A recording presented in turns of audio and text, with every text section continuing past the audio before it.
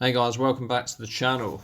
So I'm just going to talk about, I've just watched the Czech Republic versus Scotland game about an hour ago, and I'm going to talk about how I think England should line up versus Scotland based on both my personal opinion but also what happened in the England game against Croatia and then also what happened in Scotland's game against the Czech Republic. So my personal opinion, you'll notice that the formation is different to the one that Southgate opted with against Croatia. I mean, some people will think this is more defensive. It's not. It's more attacking. I know some of these opinions are likely to be unpopular. So basically, in goal, we've got Jordan Pickford straight down the line. I mean, Sam Johnstone obviously did well on that friendly the other week. However, Pickford is the most experienced goalkeeper at this level, and he should continue to sort of stick between the posts. I don't think we've got anyone better at this point.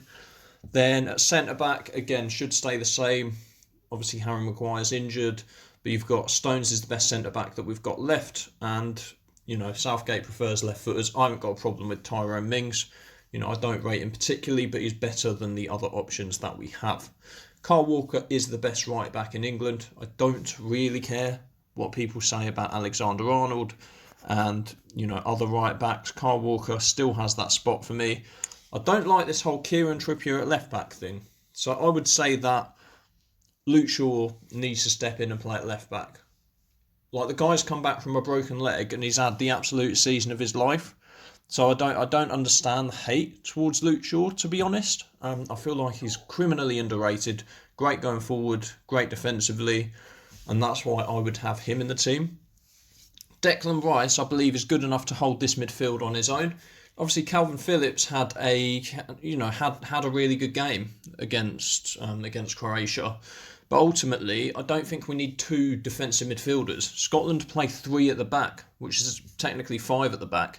And against Czech Republic, whilst the commentators would have you believe otherwise, Scotland didn't look very good. They didn't create very good chances. They've not got any real creative players. They've got high intensity, which I believe we can match. They do have high intensity, but they've not got very much creativity.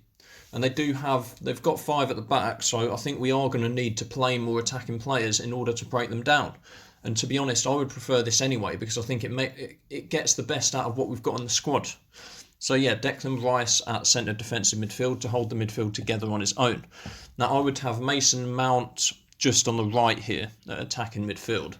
So basically, Mason Mount, in my opinion, is the best player in this team. He is one of the keys to us doing well and potentially going all the way in this competition. We need Mason Mount on form, and that's coming from a Man United fan. Phil Foden sort of goes without saying really that he should be in there as well.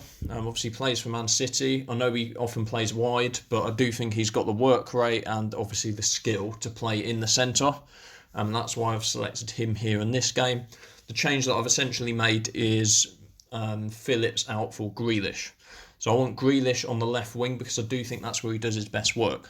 Like, he can play at number 10, but I don't think he can displace either of these two in the centre here. So I want Grealish from the left, and I think he'll provide us with a bit of extra creativity there as well. He's probably the best on the ball in this team in terms of being able to go past people. Obviously, he does dive, essentially, he does draw fouls, but he can also play a killer pass and he can take players on.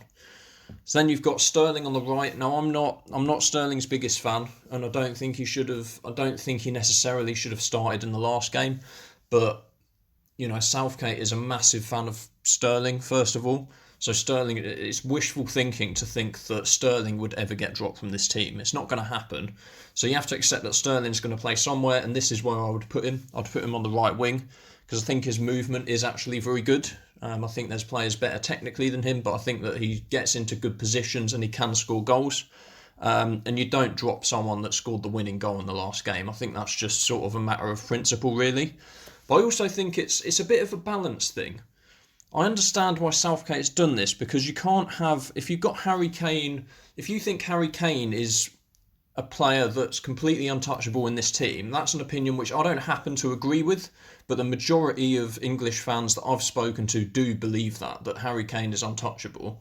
So you can't take Harry Kane out of your team. You've got to bear in mind, he's not the quickest player.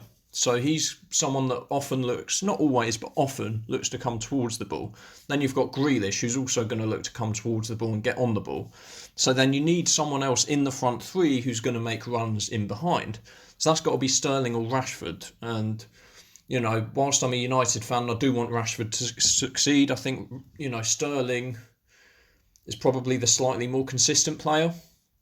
Doesn't give the ball away quite as much. Still very frustrating in a lot of ways, but, you know, a little bit more consistent than Rashford. And obviously Harry Kane up front. I didn't think he had a particularly good game against Croatia. But again, wishful thinking to think that Southgate's ever going to drop him.